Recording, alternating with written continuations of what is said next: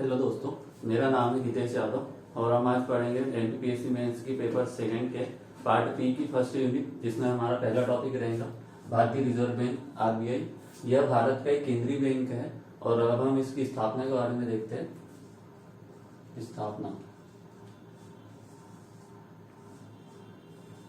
इसकी स्थापना की गई थी 1 अप्रैल 1935, परंतु एक्ट आया था आरबीआई एक्ट 1934 में, जिसके आधार पर इसकी स्थापना हुई 1 अप्रैल 1935 को। और इसका प्रारंभिक मुख्यालय था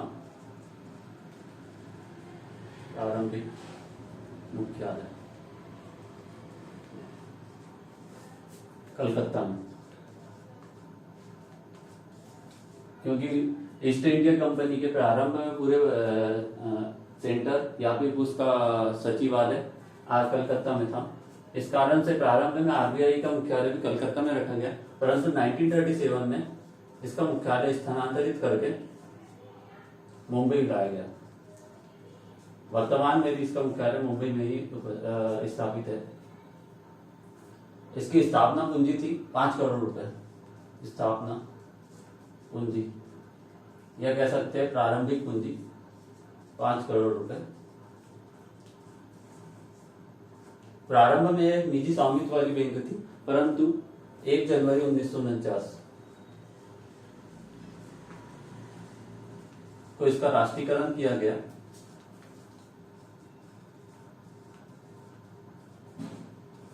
राष्ट्रीयकरण से यहाँ अभिप्राय है किसी भी बैंक या कंपनी को प्राइवेट ऑनरशिप से उसकी ऑनरशिप लेकर सरकार को दे दी जाती है और उस पर समस्त स्वामित्व उस सरकार का आ जाता है।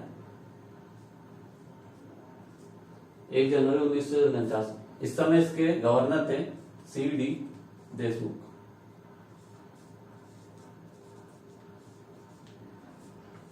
ये एग्जाम में क्वेश्चन पूछा गया है कि आरबीआई के राष्ट्रीयकरण के समय इसके गवर्नर कौन थे, तो इसका आंसर है CVD देशमुख। आरबीआई के प्रथम गवर्नर, ये भी इंपॉर्टेंट क्वेश्चन है। तो आरबीआई के प्रथम गवर्नर थे सर ऑसबॉर्न स्मिथ।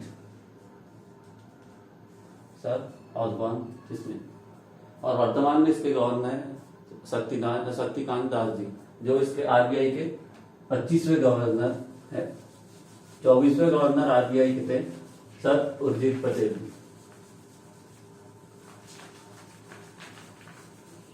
और उससे पहले आरबीआई के गवर्नर थे रघुराम राजन। परंतु हमें प्रथम आरबीआई गवर्नर, स्वतंत्रता के समय इसके गवर्नर और प्रथम भारतीय गवर्नर और वर्तमान गवर्नर, केवल इन्हीं नामों को याद रखना है। इसके अलावा हमें इतनी आवश्यकता नहीं पड़ेगी कि आरबीआई के गवर्नर के नाम याद रखें। अब हम देखते हैं इसकी संरचना।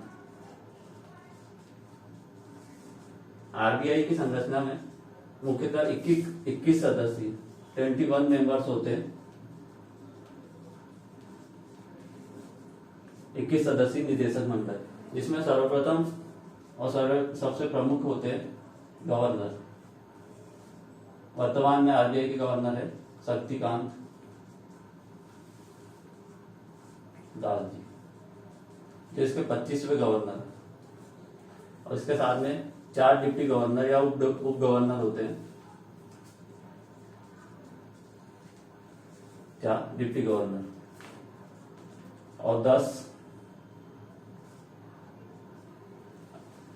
पदाधिकारी भारत सरकार द्वारा मनोनीत होते हैं। भारत सरकार द्वारा मनोनीत।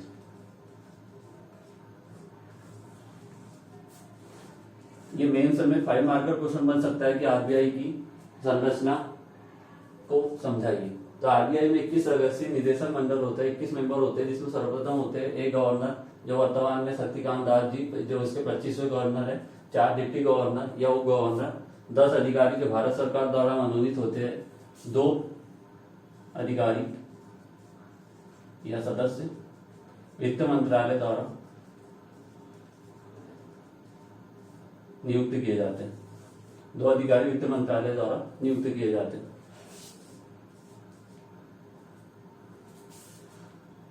एक गवर्नर, 4 डिप्टी गवर्नर, 10 अधिकारी भारत सरकार द्वारा मनोनीत, 2 अधिकारी वित्त मंत्रालय द्वारा नियुक्त किए जाते हैं। और इसमें होते हैं 4 स्थानीय निकायों, जो आरबीआई की 4 स्थानीय शाखाएं कह सकते हैं, उनके निदेशक। तो इस प्रकार से 21 सदस्यीय आरबीआई की निदेशक मंडल होता है, जिसमें एक गवर्नर होते हैं, 4 डिप्टी गवर्नर, 10 अधिकारी भारत सरकार द्वारा मनोनीत, 2 अधिकारी वित्त मंत्रालय द्वारा नियुक्त किए जाते हैं और 4 स्थानीय निकायों के निदेशक। ये स्थानीय निकाय भारत के 4 महानगरों में स्थापित है आरबीआई की शाखाओं के रूप में। एक इसकी शाखा है नई दिल्ली, एक मुंबई, एक चेन्नई और एक कलकत्ता। इन 4 स्थानीय निकायों, स्थानीय बोर्डों के निदेशक होते हैं आरबीआई के सदस्य। तो ये हुई आरबीआई की संरचना। और अब हम देखते हैं आरबीआई के कार्य।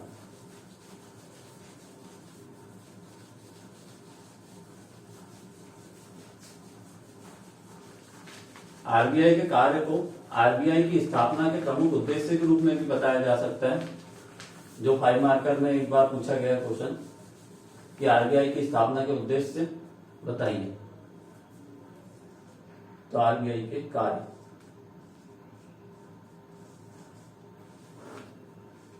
आरबीआई के प्रमुख कार्य।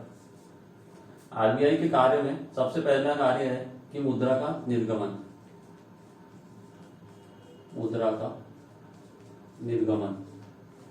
निर्गमन या नोट छापना, सामान्य भाषा में मुद्रा का निर्गमन।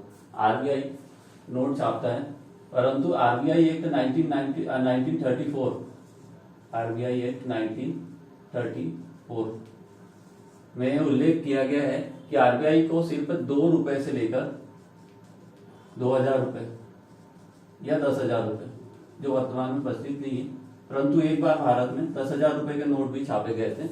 वर्तमान में 2 रुपए से लेकर 2000 रुपए तक के नोट आरबीआई द्वारा निर्गमित किए जाते हैं। और सिक्के, ये एक इंपॉर्टेंट क्वेश्चन आता है, क्योंकि सिक्कों का निर्गमन या सिक्के ढलाई आरबीआई द्वारा नहीं किया जाता, आरबीआई द्वारा नहीं किया जाता। ये वित्त मंत्रालय के द्वारा सिक्कों की ढलाई करवाई जाती है। आरबीआई का सर्वप्रथम कार्य हो गया मुद्रा का निर्गमन। इसके अलावा दूसरा कार्य है सरकार का बैंकर या सरकार का वित्तीय सलाहकार, वित्तीय सलाहकार। सरकार का बैंकर या वित्तीय सलाहकार के रूप में आरबीआई कार्य करता है, क्योंकि सरकार को जब भी अल्पकालीन ऋण की आवश्यकता होती है तो उसकी पूर्ति आरबीआई द्वारा की जाती है। और जब आरबीआई से सरकार केंद्र सरकार या राज्य सरकार आरबीआई से जब वित्तीय संबंधी सलाह मांगती है, तो आरबीआई उस केंद्र सरकार या राज्य सरकार को वित्तीय संबंधी सलाह देता है।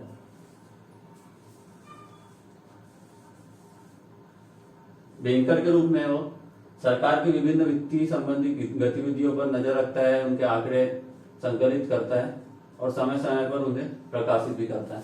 इसके अलावा आरबीआई बैंकों के बैंक के रूप में भी कार्य करता है।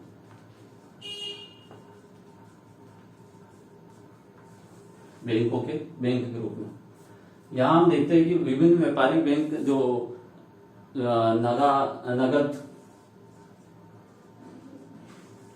नगद जमा स्वीकारते हैं और लोगों को ऋण सुविधा उपलब्ध कराते हैं, इन्हें अंतिम ऋणदाता के रूप में आरबीआई ऋण प्रदान करता है। अंतिम ऋणदाता के रूप में आरबीआई लोन प्रदान करता है। आरबीआई का चौथा प्रमुख कार्य है अंतिम विदेशी मुद्रा का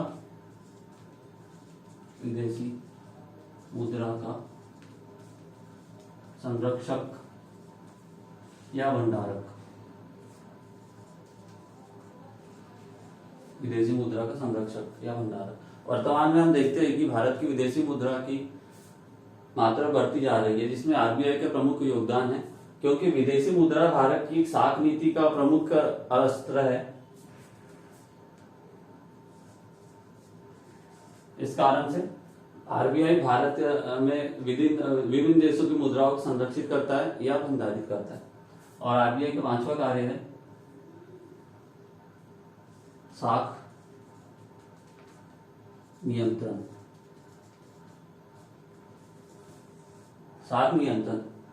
आरबीआई अपनी मौद्रिक नीति के द्वारा भारत में साख को नियंत्रित करता है। विभिन्न क्षेत्र जैसे कृषि, उद्योग या सेवा क्षेत्र में विभिन्न प्रकार की साख की सुविधाओं को प्रदान करता है और बाजार में साख की मात्रा को नियंत्रित करता है।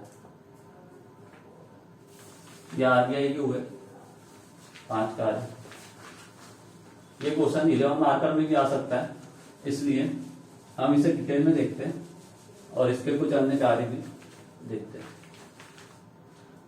आरबीआई का 7वां कार्य है आईएमएफ अंतर्राष्ट्रीय मुद्रा कोष में भारत का प्रतिनिधित्व। आईएमएफ में भारत का प्रतिनिधित्व आरबीआई के द्वारा किया जाता है और भारत के जो आरबीआई के गवर्नर होते हैं वो भारत आईएमएफ में उप प्रमुख होते हैं। आईएमएफ में भारत के उप प्रमुख। यहाँ ध्यान देने बात ये है कि आईएमएफ में भारत के प्रमुख होते हैं वित्त मंत्री, जो वर्तमान में निर्मला सीतारमण जी। आरबीआई के अन्य कार्यों में हम देखते हैं समाशोधन गृह के रूप में क्लियरिंग हाउस। इकोनॉमिक्स में कुछ वर्ड्स इंग्लिश में इजीली समझ में आते हैं, जैसे समाशोधन गृह थोड़ा सा कठिन शब्द है, परंतु जब हम इसे इंग्लिश में देखते हैं तो क्लियरिंग हाउस से हम सीधे समझ जाते हैं कि आरबीआई एक क्लियरिंग हाउस के रूप में कार्य करता है। उदाहरण के लिए देखते हैं, जैसे व्यापारिक बैंक है एसबीआई, पीएनबी या बैंक ऑफ बड़ौदा। इन बैंकों में डेली चेक ड्रॉप के द्वारा राशि इस बैंक से उस बैंक में जाती, उस बैंक से इस बैंक में आती। तो हम देखते हैं कि दिन में कई प्रकार की गतिविधियां होती है विभिन्न बैंकों के बीच में, तो आरबीआई से अंतिम रूप से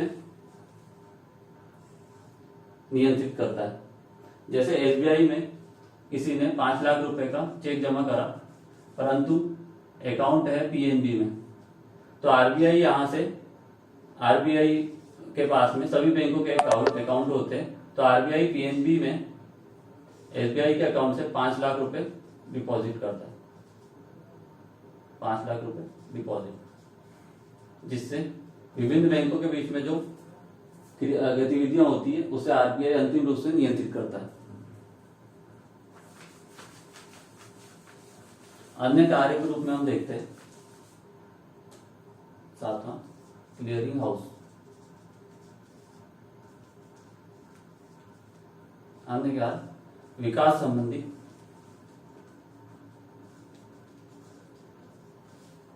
कार्य।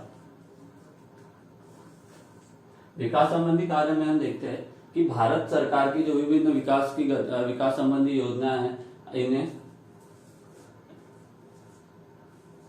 ऋण सुविधा आरबीआई द्वारा उपलब्ध कराई जाती है, और जब अति शेष लाभ आरबीआई को होता है तो वह इसे विभिन्न कंपनियों में निवेश करता है, जिससे विकास में योगदान होता है। अब अगला कार्य देखते हैं आरबीआई का।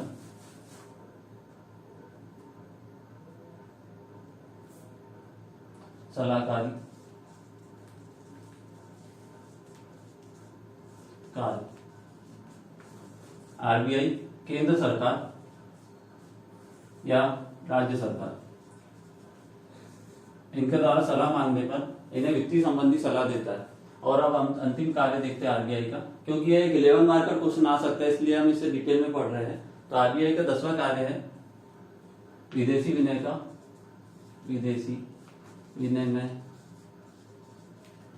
का नियंत्रक, विदेशी विनिमय का नियंत्रक। यहां हम देखते हैं कि विभिन्न प्रकार की मुद्रा जैसे यूरो या डॉलर, इनमें विभिन्न प्रकार का लेन देन होता है भारत की मुद्रा रुपए से, तो इसका नियंत्रण अंतिम रूप से करता है आरबीआई। तो इस प्रकार हमने देखे आरबीआई की स्थापना, उसके उद्देश्य, उसके प्रमुख कार्य और आरबीआई की संरचना। और अब आगे देखेंगे मौद्रिक नीति के बारे में जो आरबीआई द्वारा लागू की जाती है, और उसके अलावा व्यापारिक बैंकों के कार्य, जो इकोनॉमिक्स का एक इम्पोर्टेंट टॉपिक है और जिससे क्वेश्चन लगभग हमेशा बना है।